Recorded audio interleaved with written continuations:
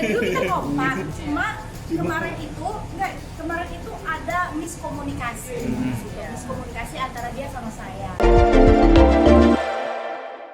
Sempat berseteru dengan anak dan akhirnya berdamai. Anissa Bahar, saya berdosa dengan Juwita. Hubungan antara ibu dan anak yakni Anissa Bahar dengan Juwita Bahar sempat renggang beberapa waktu lalu.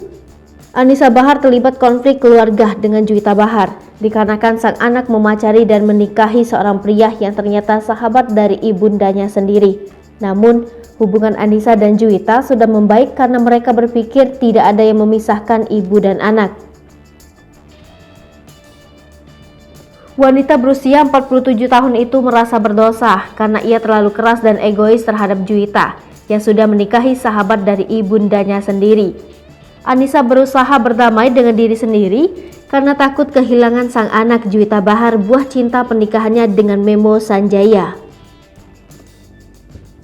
Anissa Bahar tak menampik sebelum berdamai dengan Juwita Bahar. Hatinya berkecamuk dan tak karuan.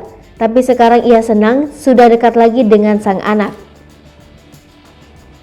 Pedangdut Juwita Bahar sempat berkonflik dengan ibundanya karena menikah dengan sahabat Anissa Bahar.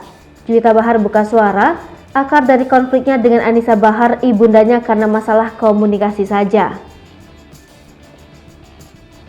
Juwita mengungkapkan ia sungkan dan segan berkata jujur kepada Anissa karena sudah dinikahi sahabat ibundanya sendiri.